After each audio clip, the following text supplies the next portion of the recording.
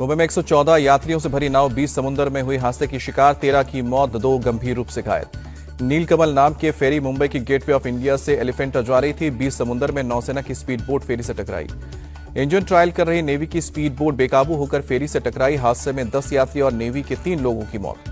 हादसे के तुरंत बाद आसपास की दूसरी बोट से मदद के लिए पहुंची नीलकमल बोट में सवार 101 यात्रियों को किया गया रेस्क्यू। महाराष्ट्र के सीएम देवेंद्र फडणवीस ने नाव हादसे की जांच के आदेश दिए। पुलिस और नौसेना की टीम करेगी हादसे की जांच। पुलिस ने एफआईआर दर्ज की। फडणवीस सरकार ने हादसे में मारे गए लोगों के परिवार वालों को 5-5 लाख के मुआवजे का ऐलान किया। घायलों का अस्पताल में इलाज चल रहा है। मुंबई पोर्ट हादसे पर पीएम मोदी ने दुख व्यक्त किया। मारे गए लोगों के परिवार को पीएम राहत कोष से 2-2 लाख के मुआवजे और घायलों के लिए 50-50 हजार के राहत का ऐलान। वन नेशन वन इलेक्शन पर 31 सदस्यीय ज्वाइंट पार्लियामेंट्री कमेटी का गठन है। लोकसभा से 21 और राज्यसभा से 10 सांसद होंगे।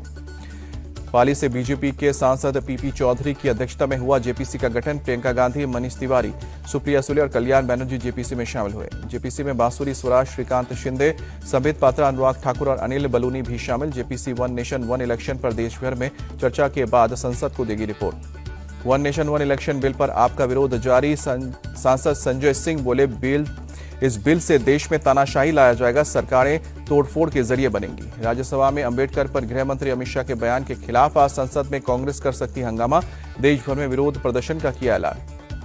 गृह मंत्री अमित शाह के बाबा साहब अंबेडकर पर दिए बयान के खिलाफ आज दलित संगठनों का प्रदर्शन। दिल्ली के जंतर मंतर पर सुबह 11:30 बजे करेंगे प्रदर्शन। अंबेडकर मुद्दे पर कांग्रेस के हमले को लेकर अमित शाह का पलटवार। कहा कि कांग्रेस ने तथ्यों को तोड़ मरोड़ कर पेश किया। इस हरकत की जितनी निंदा की जाए वो कम है।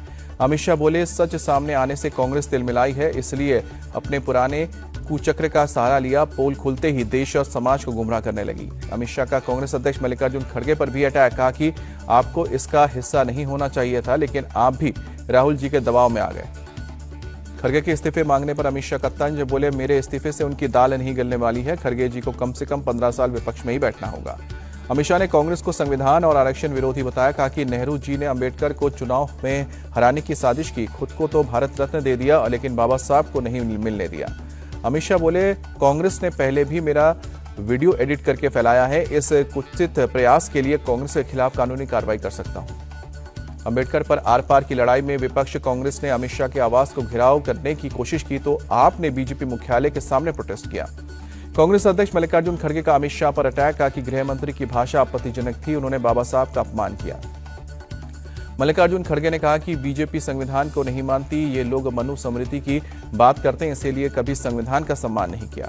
कांग्रेस अध्यक्ष ने गृह मंत्री अमित शाह का इस्तीफा मांगा। बोले कि प्रधानमंत्री को उन्हें तुरंत बर्खास्त करना चाहिए। बाबा साहब के अपमान पर माफी मांगने अमित शाह। अरविंद केजरीवाल के निशाने पर भी रहे अमित शाह। कहा कि उनके बयान से करोड़ों लोगों की भावनाएं आहत हुई हैं।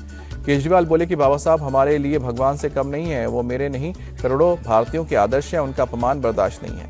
अमित शाह के समर्थन में उतरे पीएम मोदी। कहा कि अंबेडकर को लेकर अमित शाह ने कांग्रेस का पर्दाफाश किया। झूठ से कांग्रेस के गलत काम नहीं छिपेंगे। पीएम मोदी बोले, कांग्रेस ने हमेशा अंबेडकर का किया अपमान, अंबेडकर की विरासत मिटाने की कोशिश की। पीएम मोदी ने कहा कि झूठ के सहारे कांग्रेस अपने पाप नहीं धो सकती है, सच्चाई उजागर होने पर नाटक कर रही है कांग्रेस। नेता प्रतिपक्ष राहुल गांधी का सरकार पर अटैक। कहा कि मनुस्मृति मानने वालों को अंबेडकर से तकलीफ है, उनके बयान और उनके बनाए हुए संविधान को खत्म करना चाहते हैं। अमित शाह के खिलाफ टीएमसी ने दिया विशेष अधिकार हनन का नोटिस। सांसद डेरेक ओब्रायन बोले, गृह मंत्री के बयान से अंबेडकर और संसद की गरिमा कम हुई। सीएम ममता बनर्जी बोले कि अमित शाह के बयान से बीजेपी की जातिवादी और दलित विरोधी मानसिकता उजागर हुई है। कांग्रेस नेता दिग्विजय सिंह बोले, बीजेपी आरएसएस का राजनीतिक संगठन है, जिसकी विचारधारा शुरू से ही संविधान विरोधी रही है। सपा चीफ अखिलेश यादव बोले, अमित शाह ने अंबेडकर के लिए जिस भाषा का इस्तेमाल किया उससे पता चलता है कि वो कितना सम्मान करते हैं। सपा सांसद इकरा हसन ने कहा कि बीजेपी का संविधान में हर कोई विश्वास नहीं है, इन लोगों को सिर्फ अपनी मनमानी चलानी है। केंद्रीय मंत्री शिवराज सिंह चौहान का कांग्रेस से सवाल, ये बताएं कि बाबा साहब को चुनाव क्यों हरवाया। जम्मू कश्मीर के सीएम उमर अब्दुल्ला ने दिल्ली में गृह मंत्री अमित शाह के साथ बैठक से किनारा किया। कहा कि मीटिंग होगी तो सबको पता चल जाएगा। सीएम उमर अब्दुल्ला ने माना कि कई मुद्दों पर अमित शाह से करनी है बात। जम्मू कश्मीर को केंद्र शासित प्रदेश से राज्य का दर्जा दिए जाने की जताई है उम्मीद। सीएम उमर अब्दुल्ला ने ईवीएम के मुद्दे पर इंडिया गठबंधन को दिखाया आईना। पूछा, अगर ईवीएम नहीं तो क्या। उमर अब्दुल्ला ने कहा कि ईवीएम के बारे में शिकायत है तो पूरे साल रहनी चाहिए, वो शिकायत सिर्फ जाहिर नहीं हो सकती है, आप जब हार जाते हैं तो उसका मुद्दा उठाते हैं। एआईएमआईएम चीफ असदुद्दीन ओवैसी ने दिल्ली में किया अरविंद केजरीवाल पर बड़ा हमला। कहा कि हमने ताहिर हुसैन के नाम का ऐलान किया तो उनके पेट में दर्द होने लगा। ओवैसी ने मुस्तफाबाद में केजरीवाल को बताया सबसे बड़ा फिरका परस्त, कहा कि अपना घर तो आलीशान बना लिया लेकिन मुस्तफाबाद को क्या दिया। ओवैसी ने संविधान और आरक्षण का जिक्र किया, कहा कि बाबा साहब अम्बेडकर ने पहले ही कह दिया था कि जब भी अल्पसंख्यक अपना हिस्सा मांगेंगे उन्हें फिरका परस्त कहा जाएगा। दिल्ली चुनाव से पहले अरविंद केजरीवाल का बुजुर्गों के लिए बड़ा ऐलान, संजीवनी योजना को लॉन्च किया। 60 साल से ऊपर के बुजुर्गों का होगा मुफ्त इलाज। अरविंद केजरीवाल ने कहा बुजुर्गों का होगा फ्री में इलाज, चाहे वो किसी भी कैटेगरी में आते हों, ट्रीटमेंट का सारा खर्च सरकार उठाएगी। दिल्ली के मंत्री सौरभ भारद्वाज ने संजीवनी योजना को आयुष्मान योजना से बेहतर बताया, कहा कि केंद्र की योजना में बहुत खामियां हैं। दिल्ली चुनाव के लिए बीजेपी तैयार, रामवीर विदुड़ी बोले कि ग्राउंड लेवल पर रिपोर्ट ले रहे हैं हमारे नेता, कौन कहां से चुनाव लड़ेगा शीर्ष नेतृत्व तय करेगा। एनएसए अजीत डोभाल ने चीन के विदेश मंत्री वांग यी से मुलाकात की। एलएसी पर शांति बनाए रखने और द्विपक्षीय रिश्ते बहाल करने पर बातचीत हुई। अजीत डोभाल ने चीन के उपराष्ट्रपति हान जोंग से भी मुलाकात की। हान ने कहा कि दोनों देश को व्यापार, कल्चर समेत सभी मुद्दों पर बात करके द्विपक्षीय रिश्तों को आगे बढ़ाना चाहिए। 21 दिसंबर से कुवैत के 2 दिवसीय दौरे पर रहेंगे पीएम मोदी। 43 साल बाद होगा किसी भारतीय प्रधानमंत्री का दौरा। एनएचआरसी अध्यक्ष की नियुक्ति को लेकर बैठक, मीटिंग में पीएम मोदी और राहुल गांधी शामिल हुए। यूपी के संभल में आज पहुंचेगी एएसआई की 4 सदस्यीय सर्वे की टीम। प्राचीन शिव मंदिर, कुआं और उससे मिली मूर्तियों की होगी कार्बन डेटिंग। संभल और वाराणसी के बाद अलीगढ़ में मिला शिव मंदिर। हिंदूवादी संगठनों ने आरोप लगाया मुस्लिम समुदाय ने अवैध कब्जा किया था। यूपी में गोंडा के इमामबाड़े मोहल्ले में मौजूद बड़ी संगत के प्राचीन हनुमान मंदिर को अवैध कब्जे से करवाया गया मुक्त। प्रशासन ने अतिक्रमण पर बुलडोजर चलाया। 200 साल पुराने हनुमान मंदिर की जमीन पर टीन का शेड लगाकर बनाई गई थी अवैध पार्किंग। मंदिर कैंपस में कबाड़ और कचरे का ढेर जमा किया गया था। मंदिर के पुजारी की शिकायत पर डीएम ने अवैध कब्जे को करवाया बुलडोजर से एक्शन से खाली। भविष्य में अवैध कब्जे की स्थिति में सख्त कानूनी कार्रवाई की चेतावनी भी दी। कुशीनगर में कड़ी सुरक्षा के बीच मद्दी मस्जिद की पैमाइश शुरू। सरकारी जमीन पर अवैध अतिक्रमण, मस्जिद बनाने का आरोप। वाराणसी के ज्ञानवापी परिसर में वजू खाने के एसआई सर्वे की मांग वाली याचिका पर इलाहाबाद हाईकोर्ट में सुनवाई। अगली सुनवाई 24 फरवरी 2025 को। यूपी के डिप्टी सीएम केशव प्रसाद मौर्य का सपा पर हमला, बोले कि उपचुनाव में हार से बौखला गया है विपक्ष, इसलिए सदन में हंगामा कर रहा है। एमपी में शराब घोटाले पर कांग्रेस का हल्ला बोल। विधानसभा परिसर में गांधी प्रतिमा के सामने बोतल की माला पहनाकर जताया विरोध। पीडीपी चीफ महबूबा मुफ्ती बोली आर्टिकल 370 हटाकर हमारी पहचान छीनी गई है, अब केंद्र सरकार हमारी जमीन छीनना चाहती है।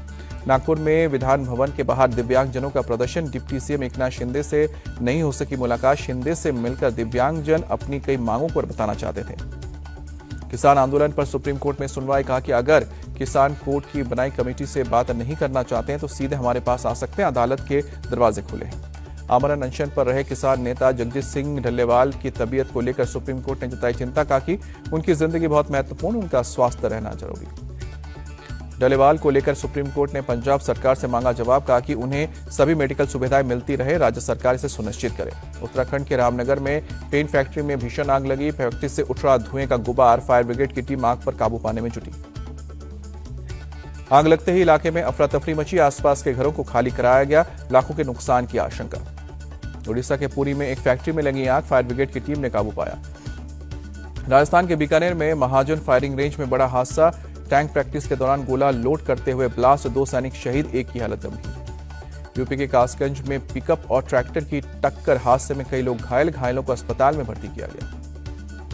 एमपी के रायसेन में 13 साल के बच्चे को पुलिस ने अपहरणकर्ताओं के चुंगल से 10 घंटे में बचाया, 4 किडनैपर अरेस्ट, 1 फायर। अपहरणकर्ताओं ने लड़के के पिता से मांगी 10 लाख रुपए की फिरौती, बदमाशों के बताए जगह पर पुलिस की टीम पैसे लेकर पहुंची, पैसे लेने पहुंचे किडनैपर्स को दबोचा।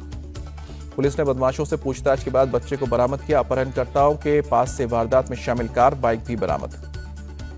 उड़ीसा के मयूरभंज में पुलिस टीम पर हमला, रेत माफियाओं ने गाड़ी पर किया पथराव, अवैध तरीके से जमा किए रेत की जांच कराने गई थी पुलिस। यूपी के मेरठ में सिर पर बाल उगाने के नाम पर ठगी कर रहे 3 लोग गिरफ्तार, 15 दिन में 300 रुपए की दवा से बाल उगाने का दावा कर रहे थे। दवा से इलाज के एलर्जी के बाद शमशाद नाम के एक शख्स की शिकायत पर पुलिस ने एक्शन लिया। पुलिस के मुताबिक तीनों आरोपी ने दिल्ली, बिजनौर, हरियाणा, उत्तराखंड में हजारों लोगों को इसी तरह से तेल बेची है।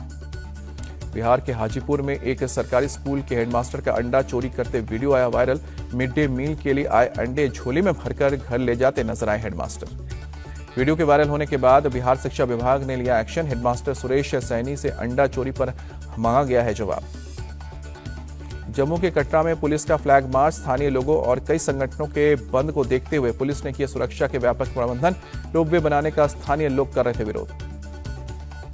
तमिलनाडु के वेल्लोर में तेंदुए ने महिला पर हमला किया। घायल महिला की मौत। प्रशासन की टीम मौके पर पहुंची। बंगाल के कूच बिहार में एक खेत से मोर्टार मिलने से हड़कंप। बम निरोधक दस्ते ने मोर्टार को डिफ्यूज किया।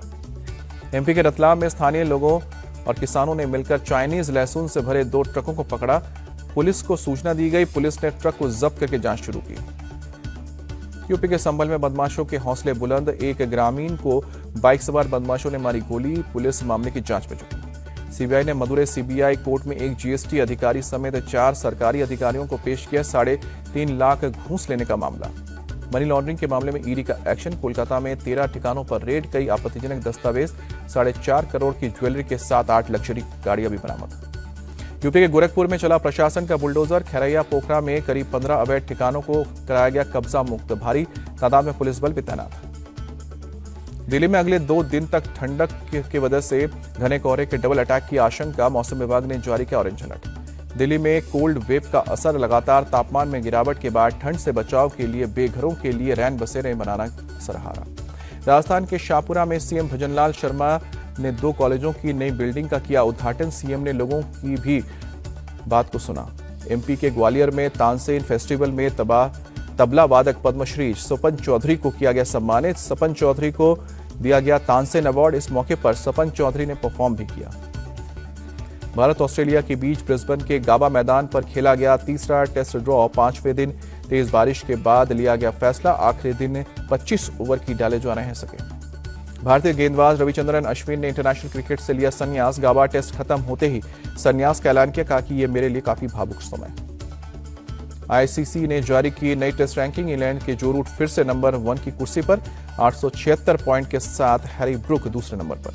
आईसीसी की टेस्ट रैंकिंग में भारत के यशस्वी जायसवाल 4थे नंबर पर। 9वें नंबर पर ऋषभ पंत और विराट कोहली 20वें नंबर पर। आईसीसी गेंदबाजी रैंकिंग में भारत के जसप्रीत बुमराह टॉप पर बरकरार। ब्रिस्बेन टेस्ट की दोनों पारियों में 34 ओवर में बुमराह ने 9 विकेट लिए। सलमान खान बने पहले खो खो विश्व कप के ब्रांड एम्बेसडर। 13 से लेकर 19 जनवरी तक दिल्ली में वर्ल्ड कप का होगा आयोजन।